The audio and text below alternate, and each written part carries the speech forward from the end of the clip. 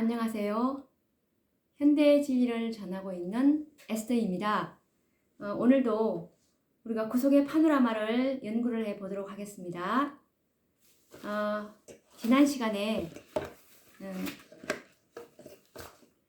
우리가 마지막 남은 교회라고 자부하고 계시는 제7일 안식일 예수 재림교회 그 성도님들이 잘못 생각하고 있는 그런 주장에 대해서 지금 성경과 정언의 말씀으로 반증을 하고 있는데요. 오늘 어떤 또 그분들이 주장을 하시냐 하면 마지막 남은 무리는 일요일 법령 이후에 탄생된다. 그래서 경건한 재림 신자들 중에는 재림 교단이 승리하리라고는 믿지는 않지만 일요일 법령이 내리는 최후의 순간까지는 재림교단 안에서 개혁 사업을 해야 한다고 믿고 있기 때문에 일요일 법령이 내리고 재림교회가 세상에 완전히 타협할 때 비로소 신실한 무리들이 교회에서 나와서 남은 무리가 형성될 것으로 믿는다라는 그런 또 주장을 하시는 분들이 있더라고요. 물론 그 일요일 법령이 내린 후에 아주 짧은 기간 안에 그 신실한 무리들이 재림교단에서 나오는 예언이 있는 것은 사실이지만 그것은 매우 위험한 생각임을 깨달아야 합니다. 이와 같은 생각을 갖는 이유는 대개 한두 곳에서 성경을 오해한 데서 비롯되었다고 생각을 하는데요.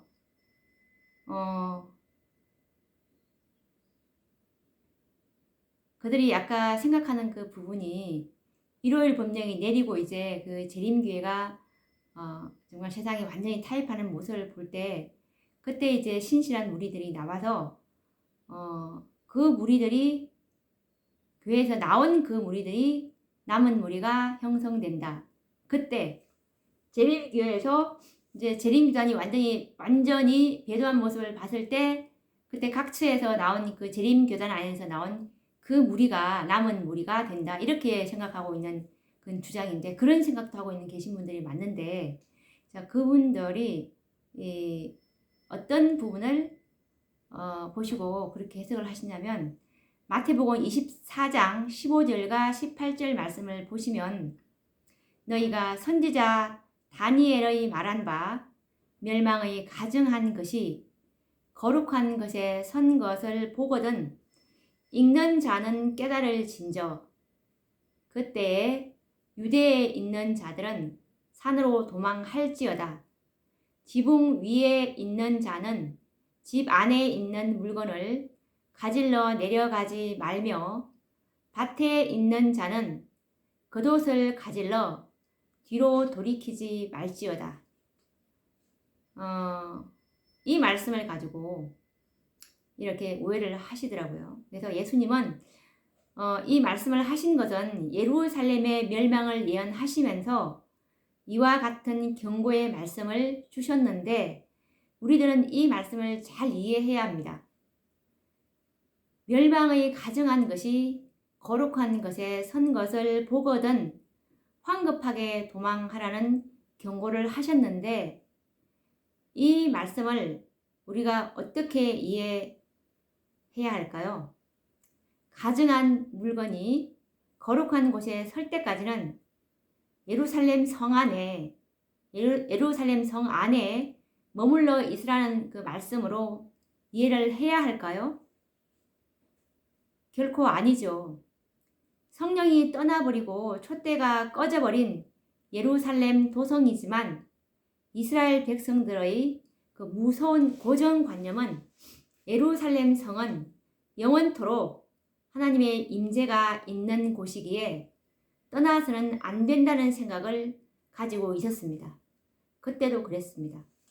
그러므로 수많은 생명이 멸망받을 성을 떠나지 못하고 멸망할 것을 불쌍히 여기시고 하신 말씀이지 그때까지 머물러 있으라는 말씀은 결코 아닙니다. 그러나 예수님의 말씀을 참으로 믿었던 많은 사람들은 그 예언이 성취되기 전 이미 예루살렘에서 떠나 있었다는 역사를 잊어서는 안 됩니다. 그리고 미리 성을 떠나지는 못하였으나 예수님의 말씀을 그래도 기억하고 있었던 영혼들이 거룩한 곳에 세워져서는 안 될 가정한 로마의 깃발이 세워지는 예언이 성취되는 것을 보았을 때 그들은 황급히 도망함으로 겨우 생명을 건진 것이었습니다.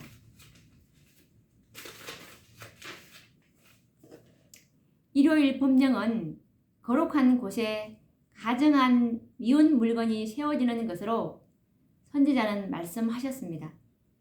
그러나 오늘날 재림교인들도 유대인만큼이나 재림교회에 대한 고정관념에 사로잡혀 있는데요.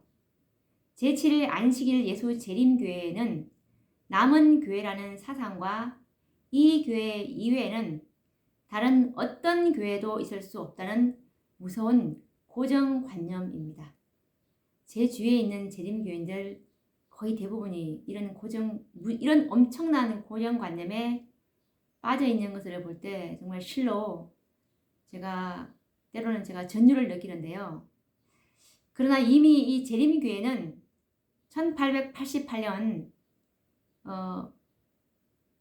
하늘에서 주신 그 소중한 기별, 이 기별을 거절함으로 교회로서의 특권을 상실하였다는 사실을 믿지 않는 연고로 가시적인 재림교회의 배도가 나타나는 일요일 법령이 내릴 때까지는 재림교회 안에 있어야 한다는 생각을 하고 있습니다.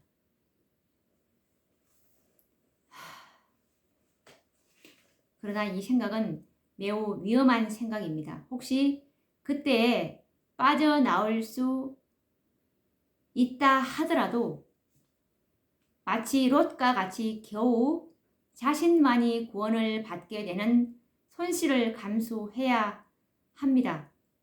많은 사람들을 옳은 길로 인도할 수 있었던 기회와 특권을 잃어버리게 될 것입니다.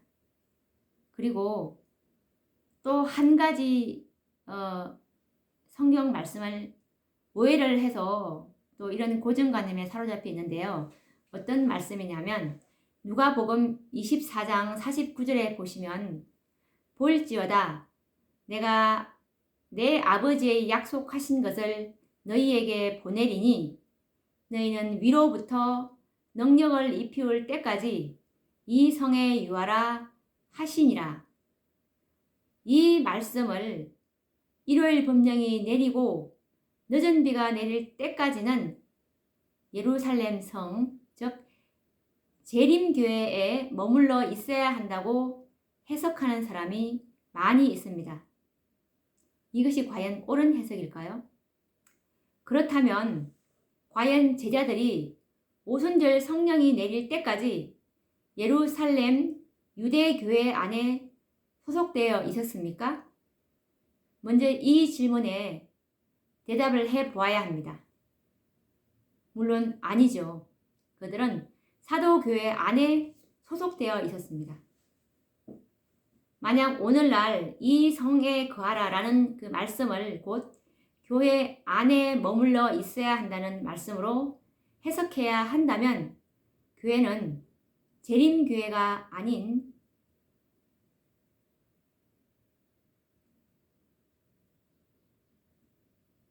그 교회는 재림교회가 아닌 남은 교회라는 사실입니다. 제자들이 유대교회가 아니라 사도교회 안에 소속되어 있었던 것과 같은 것입니다.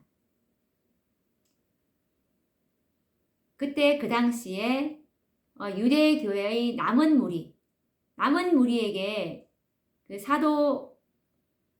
남은 유대교회에서 나온 그 제자들 그 제자들에게 이른 비 성령이 부어졌던 것처럼 지금도 마찬가지로 기별을 거절하는 그 재림교회 안에 늦은 비가 내릴 수가 없고, 재림교회에서 나온 그 남은 무리들에게 내려지는 것이 하나님의 일하시는 섭리의 원칙입니다.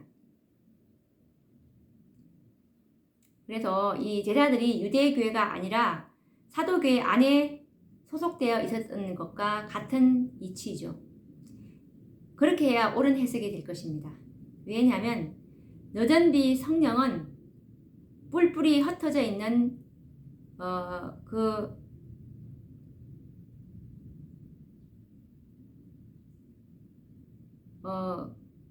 개개인에게 부어지는 것이 아니라 정말 준비된 참 교회, 남은 교회에게 부어질 것이기 때문인데요. 이 늦은 비는 참 교회에게 부어주는 하나님의 그 은사인데요.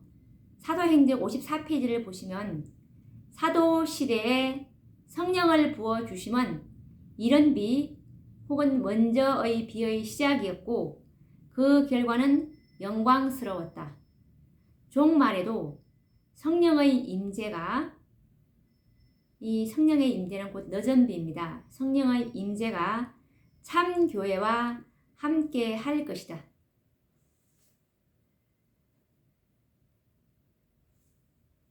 그래서 이 마지막 선지자, 이 화이 선지자가 예언하신 말씀은 결코 이 늦은 비 때까지 재림교회 안에 머물러 있으라는 그런 말씀이 아닙니다. 다음에 증언의 말씀을 들어보신다면 그것이 아니라는 것을 알 수 있습니다. 바깥에 먼저 나온 남은 무리가 분명히 있고, 그때 이미 바벨론 교회가 되어버린 재림교회 안에 있는 신실한 자녀들이 이미 바깥에서 기별을 차례차례로 받은 계시록 18장에 넷째와 다섯째 천사까지 전쟁되어 온 하나님의 빛을 다 받은 그 무리가 최후의 경고를 바랄 것인데, 그때 내 백성아 거기서 나와 그의 죄에 참여하지 말고 그의 받을 재앙을 받지 말라는 그 큰 외침에 빛이 그들에게 전해질 때, 그때 재림교회 안에 있는 이 신실한 자들이 정말 롯과 같이 황급히 나오게 될 것이라는 그 말씀이 있는데 한번 읽어보도록 하겠습니다. 이 말씀은 초기문집 261페이지 말씀입니다. 제가 이 말씀 너무나 많이 읽어드렸습니다. 나는 하나님께서 명목상의 재림 신도들과 타락한 교회들 가운데 당신의 성실한 자녀들을 가지고 계신 것을 보았다. 재앙이 내리기 전에 교역자들과 백성들이 이러한 교회들로부터 부르심을 받고 나와 기쁨으로 진리를 받아들일 것이다. 사단은 그것을 알고 있다. 그러므로 셋째 천사의 기별이 크게 전파되기 전에 그런 이러한 종교 단체들 중에 능력을 베풀어 진리를 거절한 자들이 하나님께서 그들과 함께 한다고 생각하도록 만든다. 그런 신실한 자들을 속여 하나님께서 아직도 그 교회들을 위하여 역사하고 계심을 믿도록 유인하고자 한다. 그러나 빛이 비추일 때 모든 신실한 자들은 타락한 교회를 떠나 남은 무리와 함께 설 것이다. 이들이 정말 하나님께서 명목상의 재림 신도들과 타락한 교회들 가운데 당신의 성실한 자녀들을 가지고 계신 것을 보았다. 이들이 나올 때가 언제냐면 재앙이 내리기 전에 셋째 천사의 큰 외침이 밖에 있는 그 남은 무리가, 한 무리가 준비가 되어서 늦은 비를 받게 되고, 그 무리에게 늦은 비의 능력이 입히올 때 그들에게 기적과 이적이 동반하고 정말 그들이 정말 하나님을 증거할 때 이들에게 이제 성령의 임재가 함께하므로 이제 이들이 이 남은 무리의 이 증거하심을 보고 이제 하나님의 그 바벨론 가운데 있는 백성들이 보고 나오게 될 것인데, 바로 이 명목상의 재림 신도들과 타락한 교회들 가운데에서 당신의 성실한 자녀들, 이들을 다니엘서에서는 누구라고 어떻게 표현하고 있냐면, 다니엘서를 한번 찾아보도록 하겠습니다.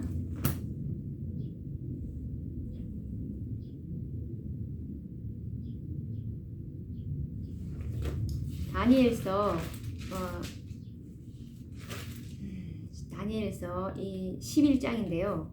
다니엘서 11장에 41절에 보시면, 그가 또 영화로운 땅에 들어갈 것이요 많은 나라를 패망케 할 것이나 오직 에돔과 모압과 암몬 자손의 존귀한 자들은 그 손에서 벗어나리라. 여기서 그가 또 영화로운 땅에 들어갈 것이요, 여기서 영화로운 땅은 이제 교회인데요.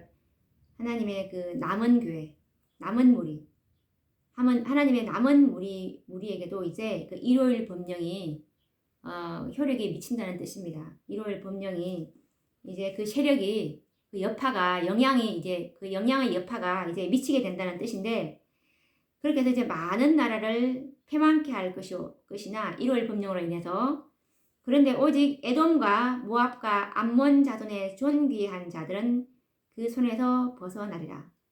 여기서 에돔과 모압과 암몬 자손의 존귀한 자들, 에돔과 모압과 암몬 자손의 존귀한 자들, 이 에돔과 모압과 암몬 자손은 아브라함의 친족입니다. 아브라함의 친족으로서 명목상의 재림 신도들과 타락한 교회에 있는 그 하나님의 신실한 자녀들을 지칭하게 되는데요. 이들이 이제 그 손에서 벗어나리라. 이들은 이게 이제 큰 외침 때 빠져나온다는 것을 의미합니다. 그래서 이제 이들이 빛이 비추일 때 모든 신실한 자들은 타락한 교회를 떠나 남은 무리와 함께 설 것이다 라는 말씀입니다. 그래서 일요일 법령이 내리는 동안 이미 운명진 교회인 SDA에서 나올 남은 무리들이 있다는 것을 예언하셨습니다.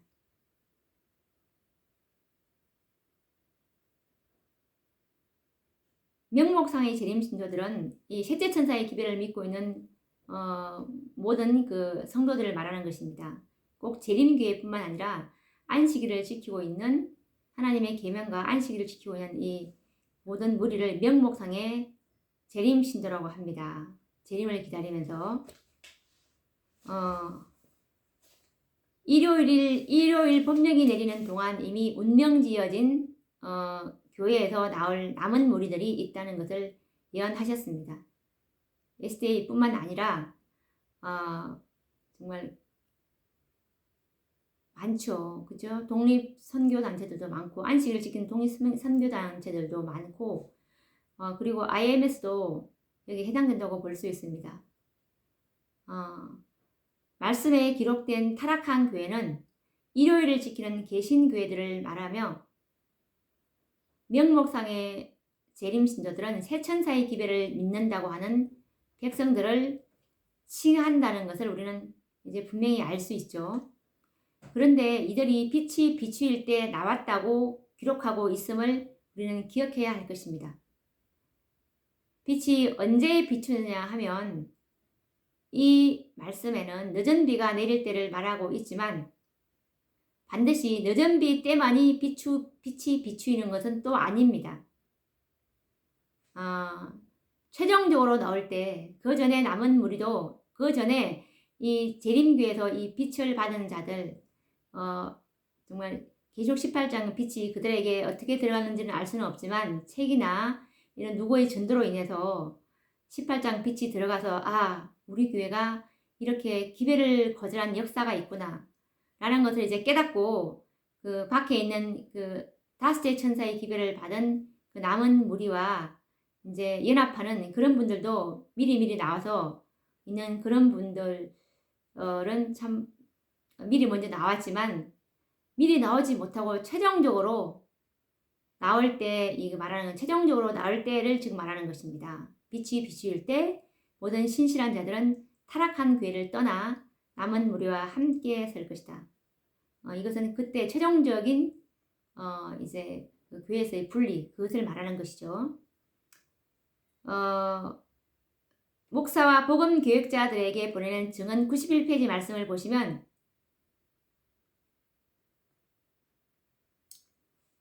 이것은 셋째 천사의 기별이며 이 기별은 큰 소리로 전파되고 크나큰 성령의 부어지심이 수반될 것이다. 이제 이 큰 외침 때 이 크나큰 성령의 부어지심이 수반될 때 이 그 큰 외침으로 나오는 그 마지막 그 수확 의 때를 말하는 것입니다. 지금도 늦은 비가 수반할 1888년 기별이 지금도 큰 외침으로 전파되고 있습니다. 이 외침의 시작은 1888년부터 시작이 되었습니다. 1888년도부터 이 빛은 비춰지기 시작했습니다. 존스와 와그너의 그 기별로 이 외침은 시작이 되었죠. 그래서 빛은 비치고 있습니다. 그래서 이 계시록 18장 천사의 기별을 깨달을 때 이제 그들은 나오는 것이죠. 이와 같이 진리를 깨달은 자들은 운명지어진 교회들에서 나와 이미 존재하고 있는 남은 무리와 연합하는 것입니다. 그때 이 늦은 빛 때 깨닫는다면 그때 이제 최종적으로 나오게 되겠죠. 그리고 또 하나 중요한 사실은 타락한 교회에서 나온 무리들에 의해서 마지막 남은 무리가 형성되는 것이 아니라 이미 존재하고 있는 기별을 순차적으로 다 계시록 18장의 그 기별들 넷째와 다섯째 천사의 기별을 거절하지 않고 그 빛을 다 받아온 그 자들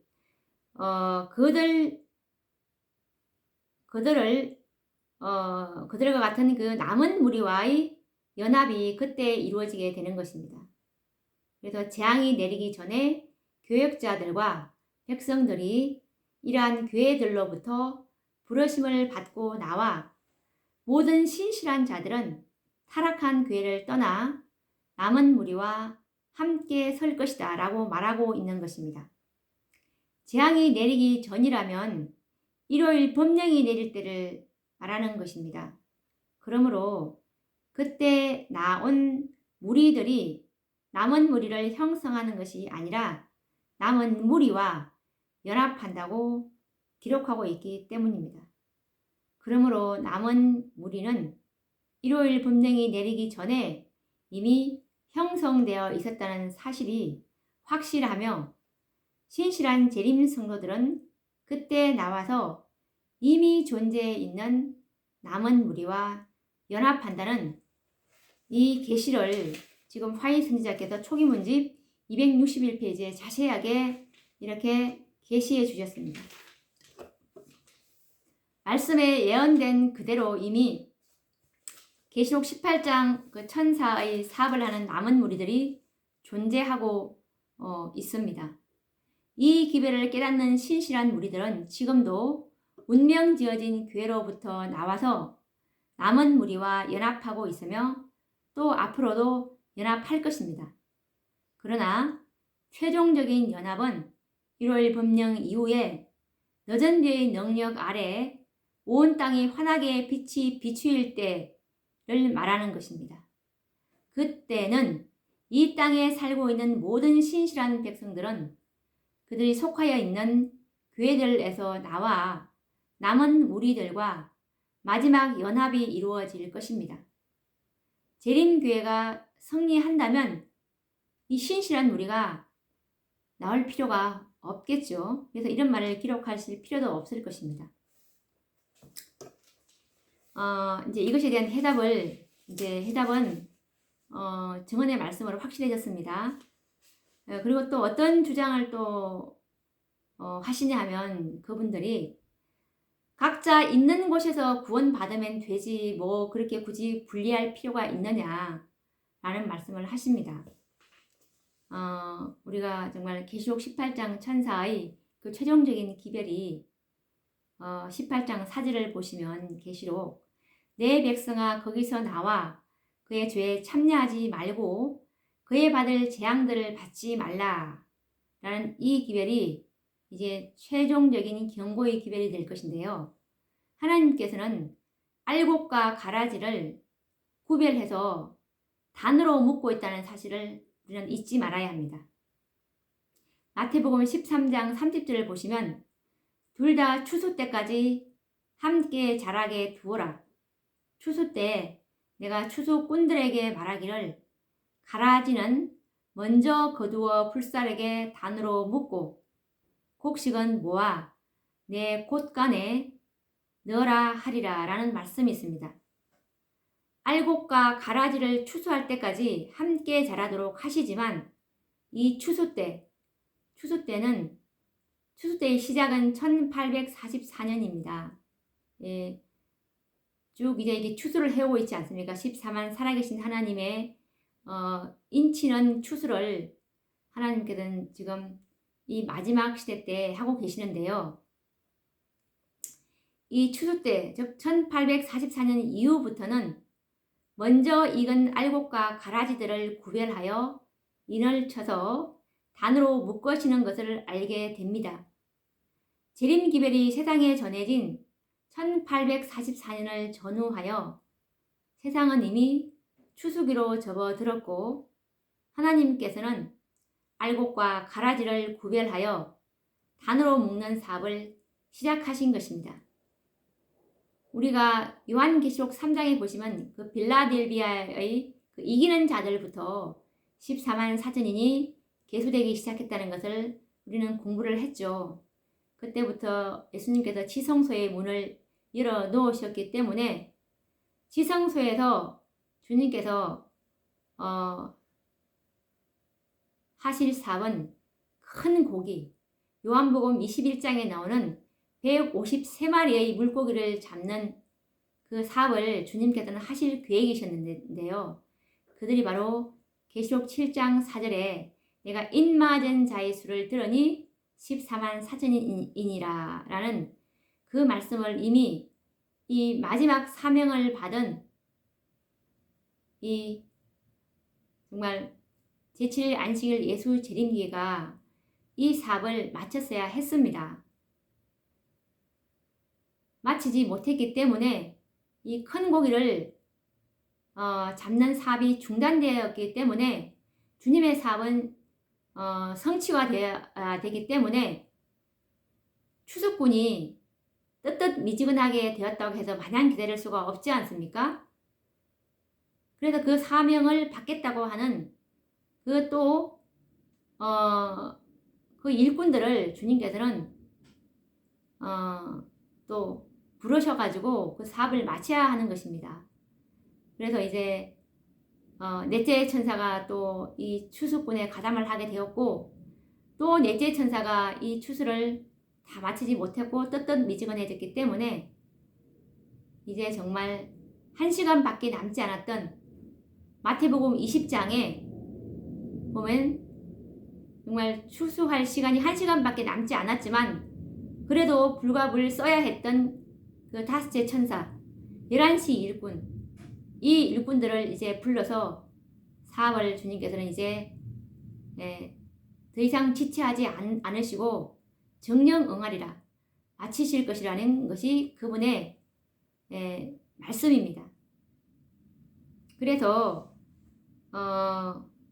지금 이 추수 사업을 지금 하고 있는데 거의 맞춰져 가고 있죠. 다섯째 천사가 다섯째 추수꾼이 2014년도부터 이제 추수를 했고 그들의 추수 기간은 지체되지 않고 1시간이면 끝날 사업이기 때문에 이제 얼마 남지 않았습니다. 거의 이제 정말 거의 다 끝나가고 있는 그런 상황이죠. 그래서 이제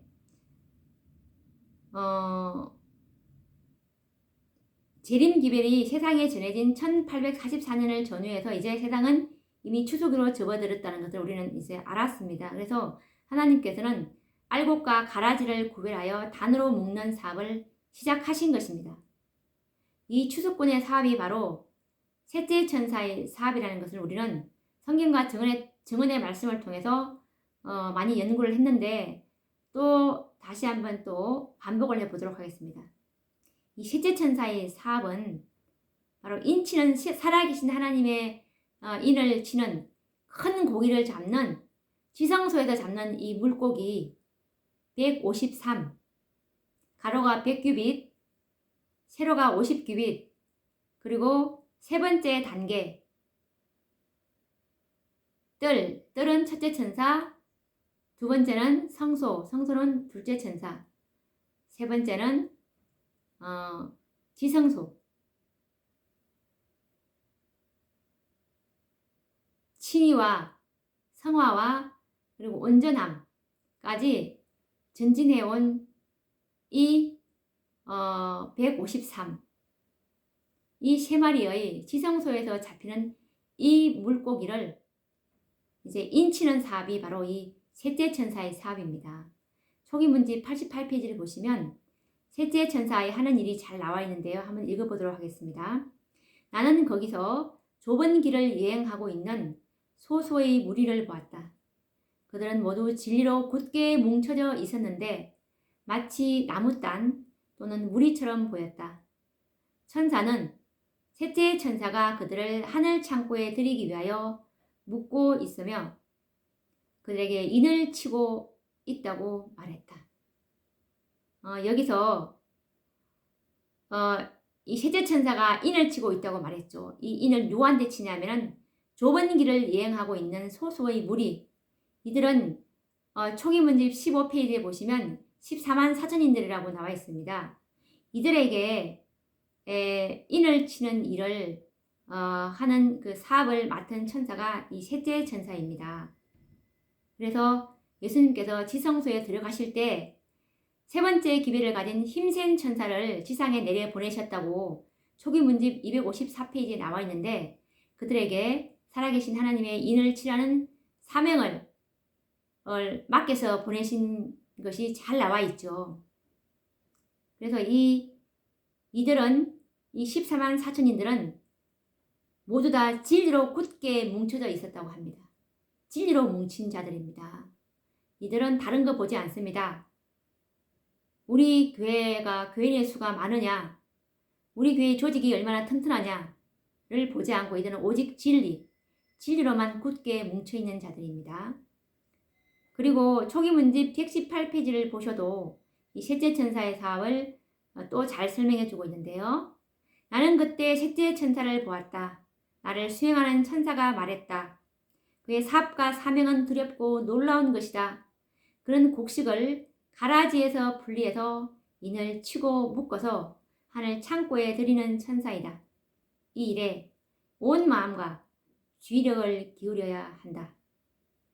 여기서 셋째 천사는 인치는 그 사업과 사명을 하는 천사라는 것을 잘 알 수 있겠죠. 그래서 이 셋째 천사의 사업은 정말 두렵고 놀라운 일입니다. 왜냐하면 이 마지막 시대에 살고 있는 재림 성도들은 이 셋째 천사가 치는 이 14만 4천인 살아계신 하나님의 인을 인치는 일에 속하지 않으면 우리는 정말 셋째 천사가 외치는 그 경고의 기별을 받는 밤낮 쉼을 얻지 못하리라 라는 말씀처럼 구원에 실패하기 때문입니다. 그래서 하나님의 이 마지막 진노의 포도주는 타락한 모든 교회, 단체, 무리, 개인들이 아닙니다. 이게 단으로 묶어지는 일이기 때문에 그래서 무리에게 부어집니다. 이 진노의 포도주는. 그래서 신실한 백성들은 반드시 그런 곳에서 나와야 합니다. 신실한 무리들이 그곳에 남아있기를 고집한다면 그 운명은 가라지와 함께 진노의 포도주를 마시게 되기 때문인데요. 가증한 것이 거룩한 것에 선 것을 보거든 다시 말해서 거룩한 넷째 계명인 안식일을 대신한 그 법령, 곧 짐승의 우상이 미국에서 제정이 되면 신실한 백성들은 모두 타락한 교회와 단체들에게서 나와 남은 무리와 연합해야 된다는 말씀입니다. 이와 관련된 증언의 말씀이 초기 문집 278페이지에도 잘 나와 있는데 한번 읽어보도록 하겠습니다. 각 종교 단체들에 흩어져 있던 영혼들이 이 부름에 응하여 귀한 영혼들이 롯이 소돔성이 멸망하기 전에 서둘러 나왔던 것처럼 운명지어진 교회들에서 급히 나왔다. 이들이 바로 각 종교 단체들에 흩어져 있던 영혼들. 이 영혼들이 롯으로 이렇게 비유가 되었는데 이들이 바로 우리가 아까 공부했던 다니엘서 11장 41절에 오직 에돔과 모압과 암몬 자손의 존귀한 자들은 그 손에서 벗어나리라 라고 하는 그들입니다. 그래서 이들이 운명적인 교회들에서 급히 나왔다라는 말씀을 하고 있는데 하나님께서는 이 알곡과 가라지를 구별하여 단으로 묶으시는데 결코 알곡을 가라지 단에 묶으시거나 그 가운데 두시지 않으십니다. 하나님께서는 한 알곡도 땅에 떨어지지 않게 하시는데 이 세상 모든 교회와 종교 단체들이 타락할 것을 하나님은 아십니다. 그러나 타락하지 않는 하나의 단체, 참 교회를 하나님께서는 소유할 것인데 그 창고에다가 그 알곡들을 이렇게 모아서 이렇게 드릴 것입니다. 그리고 말씀을 보면 가라지는 세 단으로 알곡은 두 단으로 묶으신다는 것을 알 수가 있는데 요한계시록 16장 13절을 보시면 또 내가 봄에 개구리 같은 새 더러운 영이 용의 입과 짐승의 입과 거짓 선지자의 입에서 나오니 라는 말씀이 있는데 가라지는 세 단으로 묶여져 불태우기 위해서 보관될 것입니다.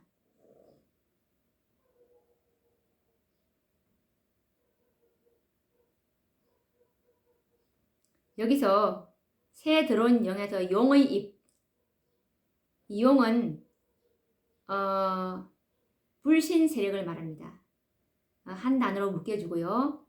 그리고 거짓 선지자, 거짓 선지자는 바로 타락한 교회들을 말하는 것입니다. 그리고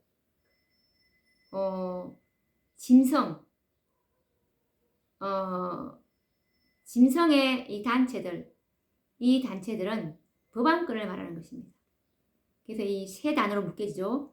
용의 단체들과 불신 세력들 단체들, 그리고 짐승 법안권의 단체들과 그리고 거짓 선지자들의 이 단체, 명목상의 타락한 명목상의 교회들, 이 교회들 이게 세 단으로 이제 불태우기 위해서 보관될 것이고 알곡은 두 단으로 묶여지게 되는데 알곡은 두 단으로 묶여져 하늘 창고로 이제 들여지기 위해서 하나님께서는 보관될 것입니다. 이것은 보면 계시록 7장에 보시면 정말 구원받는 두 무리가 있는데요. 이것은 두 단입니다. 구원받는 두 단은 바로 계시록 7장 1절부터 8절까지 14만 4천인의 한 단. 이 단은 지상 역사의 마지막에 묶을 단입니다. 예수님께서 지성소에 들어가심으로 특별한 소유로 삼을 그 구원받는 영혼들, 이들이 바로 살아계신 하나님의 인을 받는 지성소에서 잡히는 큰 물고기 153마리가 표상하는 그 한 단입니다. 그리고 또 구원받는 또 다른 한 무리는 계시록 7장 9절에서 12절까지 헤일 수 없는 큰 무리. 그것은 곧 누가복음 5장에 보시면 베드로가 처음 예수님께서 공생의 초기에 잡게 하신 그 물고기, 2배에 가득히 담았던 물고기, 찢어질 정도로 많이 담았던 물고기, 정말 헤일 수 없을 정도로. 그렇지만 요한복음 21장에 잡았던 그 작은 배에 있는 그 그물에 걸려온 물고기는 그물도 찢어지지도 않았습니다. 정확하게 153마리였습니다. 그런 것처럼 이 14만 4천이는 정확한 수요라는 것을 우리가 또 알 수 있겠죠. 그래서 알곡은 두 단으로 묶여진다는 사실을 우리는 이해하셔야 합니다. 헤일 수 없는 많은 무리와 계속 실장에 보면, 그리고 14만 4천이 받는 그 또 한 단, 한번 확인을 해보도록 하겠습니다. 계속 7장 9절에 보면 그 헤일 수 없는 그 무리가 나오는데요. 알곡으로서 한 단으로 묶여질, 알곡은 두 단으로 묶여지는데 두 단 중에 한 단, 구원받는 한 단인데 7장 9절을 읽어보도록 하겠습니다. 각 나라와 족속과 백성과 방언에서 아무라도 능히 셀 수 없는 큰 무리가 흰 옷을 입고 손에 종려 가지를 들고 보좌 앞과 어린 양 앞에 서서, 그리고 또 하늘 창고에 들여지기 위해서 묶여질 한 단, 이건 지상 역사의 마지막에 잡을 큰 물고기입니다. 계시록 14장 1절과 3절에 14만 4천인에 관한 그 무리인데요. 또 내가 보니 보라, 어린 양이 시온산에 섰고 그와 함께 14만 4천이 섰는데 그 이마에 어린 양의 이름과 그 아버지의 이름을 쓴 것이 있도다. 저희가 보좌와 네 생물과 장로들 앞에서 새 노래를 부르니 땅에서 구속함을 얻은 14만 4천인 밖에는 능히 이 노래를 배울 자가 없더라. 이 14만 4천인들은 더 이상 상징순이 뭐니 이렇게 논할 이유가 없습니다. 14만 4천인 밖에는, 이 밖에는 이라는 표현은 정확한 숫자 외에는 이 말을 쓸 수가 없습니다. 그리고 베드로가 예수님 지상 역사에서 예수님께서 이 부활하시고서 하늘로 성천하시기 직전에 얼마 전에 잡은 그 물고기, 마지막에 예수님께서 마지막에 잡게 해주신 그 영혼 구원들, 그들이 바로 지상 역사에서 받는 이 지성소 시대가 열린 이후로 예수님께서 정확하게 그 수요를 책정해서 계산하신 그 구원의 수인데요. 이것은 우리가 왜 이렇게 장냐라고 우리가 뭐 따질 문제가 아닙니다. 왜냐하면 하나님의 계획이기 때문에. 그래서 이들은 정말 14만 4천인 밖에는, 그리고 베드로가 정확하게 왜 세워받겠습니까? 그것은 다 이유가 있는 것입니다. 이 마지막 시대에 우리에게 교훈을 주시기 때문에 14만 4천인에 대한 그것이 사단이 또 상징순이 뭐니 이렇게 해서 속에서 자기의 수명을 연장시키기 위한 계략을 하나님께서는 아시기 때문에 정확하게 153마리까지 세워보라고 베드로에게 말씀하신 이유가 바로 이런 연고입니다.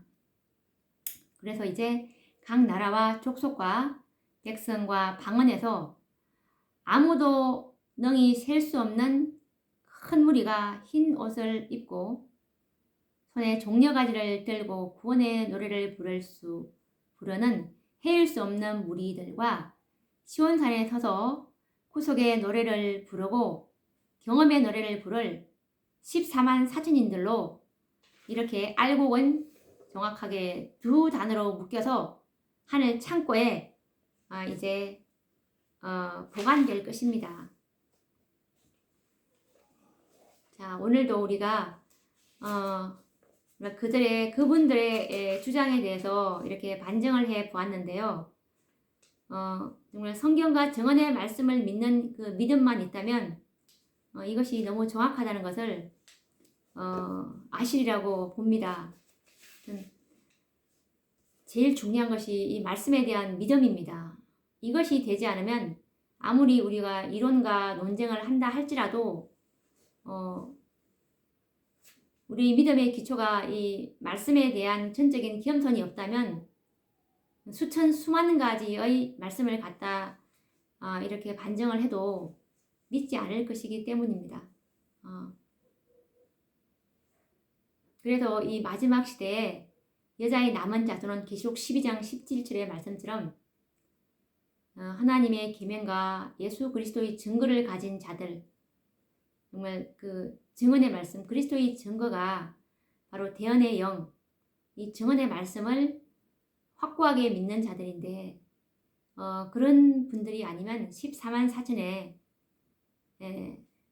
속하게 될 수가 없을 것입니다. 이들은 정말 진리로 뭉친 자들이라고 우리가 증언의 말씀을 통해서 조금 전에 읽지 않았습니까? 이런 자들에게 인을 친다고 말씀을 하셨기 때문에 말씀에 대한 절대적인 확신이 있는 자들이 이 마지막 남은 자손이 될 것이라고 말씀하셨습니다. 그러면 또 다음 시간에 찾아뵙도록 하겠습니다. 감사합니다.